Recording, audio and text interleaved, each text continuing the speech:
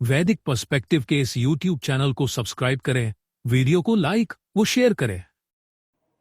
ओम त्वम अग्ने प्रयत दक्षिणम नरम वरमेव रयूतम परिपासी विश्वतः स्वादुक्षध्वा यो वसतौ स्योन कृज्जीवयाजम यजते सोमपा दिवः। तुम्हें अग्नि दक्षिणा प्रदान करने वाले पुरुष का सिले हुए कवच के समान सब ओर से परिपालन करते हो, जो निवास स्थान में स्वादिष्ट जल और अन्न वाला है, सुखी करने वाला है, जीवन यज्ञ करता है, वह स्वर्ग की उपमा है। ये ऋग्वेद के प्रथम मंडल का 21वां सूक्त है।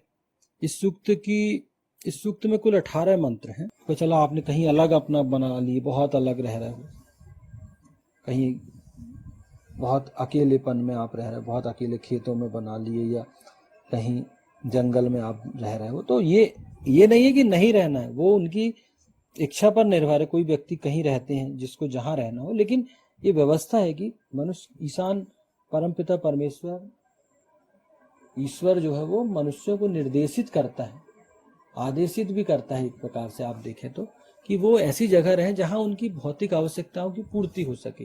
ये एक अच्छी व्यवस्था है। फिर व्यक्ति का अपना स्वयं का एक जीवन होता है जहां वो निश्चित करते हैं कि उसे कहाँ रहना है। पांचवा, वहां जीवन यज्ञ किया जाता हो, मानव जीवन से संबंधित समस्त श्रेष्ठ कर्म किए जाते हो, ताकि मनुष्य वहां सुविधा पूर्वक जीवन यापन कर सके। पंच महायज्ञ मानव जीवन से ही जुड़े हुए हैं तथा जीवों के लिए ही ऋषि मुनियों द्वारा शोधपूर्वक आविष्कृत किए गए हैं। तो यहाँ पर जीवन यज्ञ जहाँ किया जाता हो वहां रहने का आदेश ईशान देता है मनुष्यों को, और प्रशासन को भी देता है कि जहाँ मनुष्य रहते हों वहां पर आप उनकी सुविधाओं का ध्यान रखो। रोड हो, सड़क हो, नाली हो, पेयजल की व्यवस्था हो, प्रकाश की व्यवस्था हो, शुद्ध वायु की व्यवस्था हो, गंदगी ना हो। तो इसके लिए हम देखते हैं कि नगरीय प्रशासन जो है वो ऑलरेडी काम करता है। जो लोग जहाँ पर रहते हैं उनके लिए सारी व्यवस्थाएं वहाँ पर शासन भी करता है। और जीवन यज्ञ किया जाता है, उसे क्या मतलब है कि मनुष्य को कहा गया है ईश्वर ने कि समाज में आपको रहना चाहिए, सामाजिक लोगों के बीच में रहना चाहिए। क्यों? क्योंकि आप सामाजिक जनों के बीच में रहेंगे तो आपकी जो प्रतिभाएं हैं उससे आप लोगों तक वो प्रतिभाएं जाएंगी। आपके सत्कर्म, आपके जो अच्छे संस्कार है वो लोगों को पता चलेंगे, और समाज के जो संस्कार है उससे आप जुड़े रहेंगे, अलग थलग नहीं रहेंगे। और आपको सामाजिक प्राणी बन के रहना है, सामाजिक परंपराओं के हिसाब से आपको व्यवहार करने वाला होना चाहिए। ये जीवन यज्ञ का मतलब ये है कि जहां पर लोग रहते हो, कि देखो कैसे लोग रहते हैं, जहाँ स्कूल हो, कॉलेजेस हो, दुकानें हो, एक दूसरे की मदद कर सको, आप प्रेम पूर्वक रहो। तो यही यज्ञ है। अपने समाज, अपने देश, अपने राष्ट्र के लिए आप कुछ अच्छा कर सको, यही जीवन यज्ञ है। आपकी संतानें, आपका परिवार जो है वो अच्छे से बने, आपके जो परिवार के जो जन है वो प्रगति करें। तो वो कैसे करेंगे? जब आप अच्छे से जीवन यापन करेंगे, जब आप अच्छे से समाज के बीच में रहेंगे और सामाजिक परंपराओं में, संस्कारों में आप भाग लेंगे। तो यहाँ इससे ये मतलब है। दूसरा, यहाँ पर बोला भी गया है कि यज्ञ करने वाला हो, पंच महायज्ञ जो है तो जीवन से ही जुड़े हुए। तो देखते हैं हम लोग कि लोग जहाँ रहते हैं कुछ पूजन पाठ होता है, हवन करते हैं, समाज को अपने जीवन में इस प्रकार के कोई ना कोई परंपरागत कार्य करते रहते। तो ये करना चाहिए। क्यों? क्योंकि ऋषि मुनियों द्वारा ये शोध पूर्वक आविष्कृत किए गए। अब जैसे आप बताइए, जो हवन की व्यवस्था है, यज्ञ की व्यवस्था है, वो इसलिए है कि सामाजिक वातावरण, जो सामाजिक प्राकृतिक वातावरण जो आसपास का है वो दूषित होता है। तो जब आप यज्ञ करेंगे, पंच महायज्ञ करेंगे, अग्नि के माध्यम से आप उसमें जो आहुति डालते हैं, तो उससे क्या होता है, एक वातावरण की शुद्धि होती है। वातावरण में उन तत्वों के द्वारा जो पर्यावरण को, प्रकृति को नुकसान पहुंचाने वाले, अपने अपने शरीर को नुकसान करने वाले कीटाणु जीवाणु हैं, वो उनको नष्ट करता है और आपके लिए फिर वातावरण को वो शुद्ध करता है। क्यों? क्योंकि ये यज्ञ की जो व्यवस्था है वो हमारे ऋषि मुनियों द्वारा सोच पूर्वक की गई है।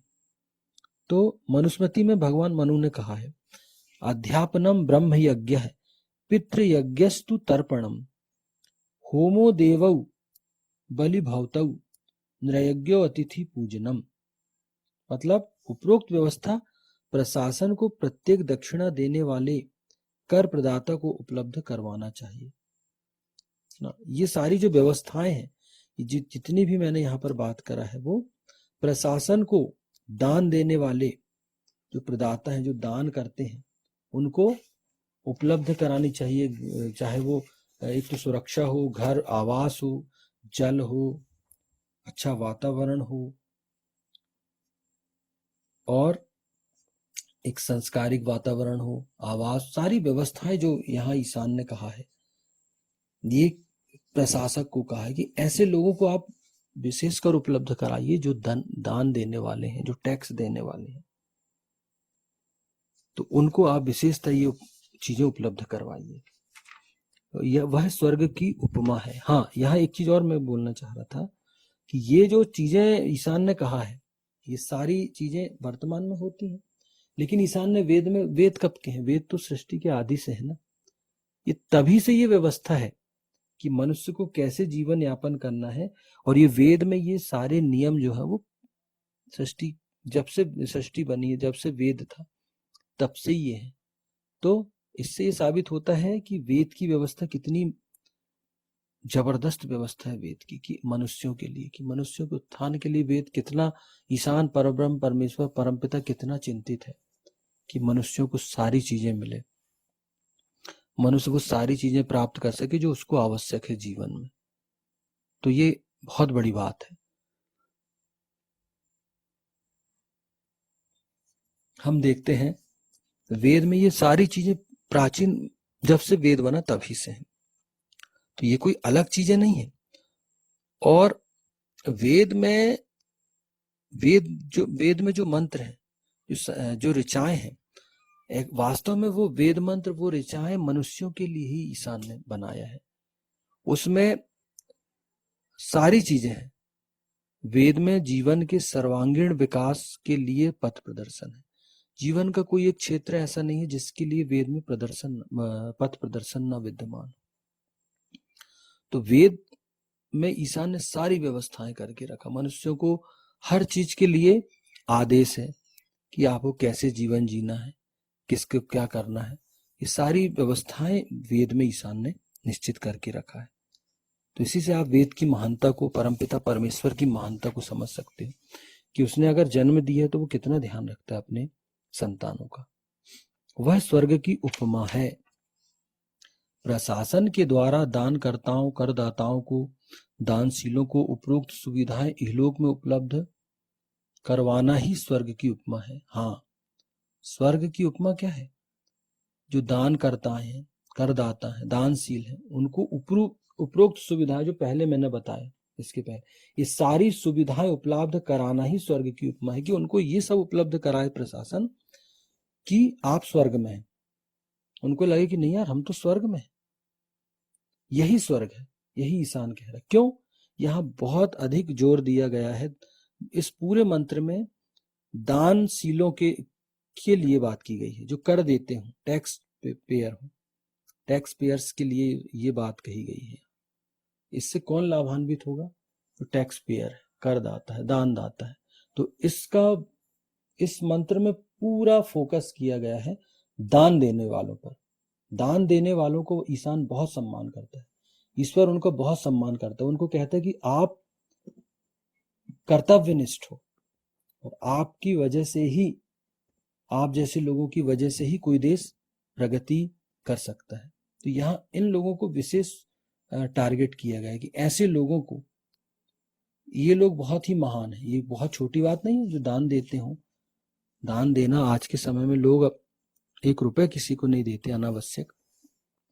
ऐसे समय में कोई अपनी आय का पूरा 5वां हिस्सा, अथवा जो सरकार ने निश्चित किया हुआ है कि कितना उसको कर देना है, वो उतना कर समय पे चुकाते हैं, तो ये बहुत बड़ी बात है।